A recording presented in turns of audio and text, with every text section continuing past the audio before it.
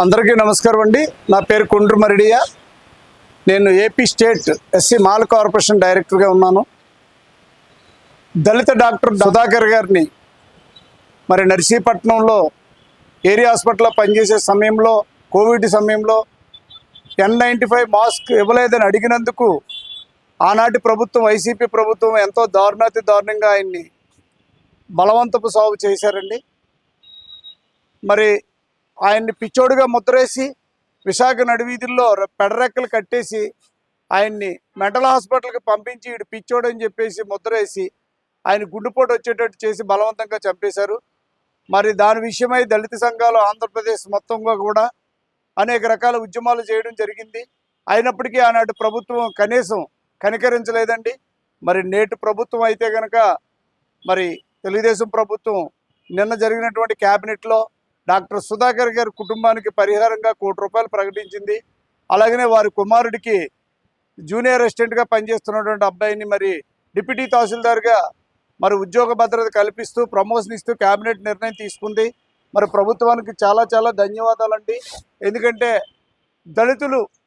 దళితులకు అన్యాయం జరిగితే తెలుగుదేశం ప్రభుత్వం ఉంది, న్యాయం చేస్తుందని ఒక నమ్మకాన్ని మరి నిన్న జరిగినటువంటి సుధాకర్ గారి విషయంలో మరి క్యాబినెట్లో మరి ఎంతో తీసుకున్నటువంటి నిర్ణయానికి మేమందరం హర్షిస్తున్నాం. మాకు కూడా ధైర్యంగా ఉందండి.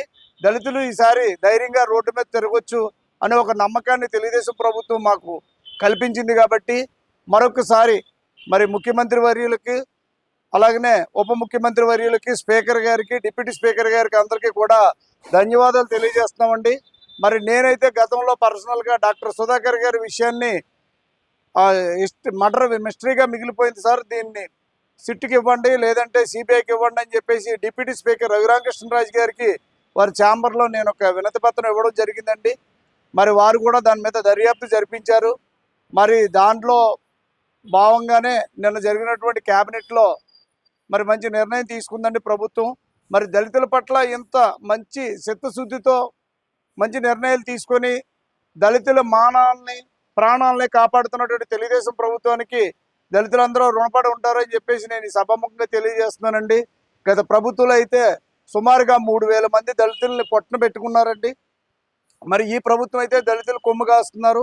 దళితుల మానాలని కాపాడడానికి కంకణం కట్టుకున్నటువంటి తెలుగుదేశం ప్రభుత్వానికి దళితులందరూ రుణపడి ఉంటారని చెప్పేసి ఈ నర్సీపట్నం నుంచి ఈ సభాముఖంగా తెలియజేస్తున్నామండి. అలాగనే దళిత సంఘాల తరఫున మరొక్కసారి ఈ ప్రభుత్వానికి ధన్యవాదాలు చెప్పక తప్పదండి. ఎందుకంటే డాక్టర్ సుధాకర్ గారి కుటుంబానికి చేసినటువంటి మేలుని మేము మర్చిపోలేం సార్.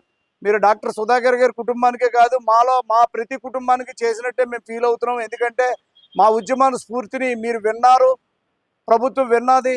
దానికి సత్ఫలితంగానే డాక్టర్ సుధాకర్ కుటుంబాన్ని కాపాడారని చెప్పేసి మేము చాలా సంతోషిస్తూ ధన్యవాదాలు తెలియజేసుకుంటున్నాం సార్.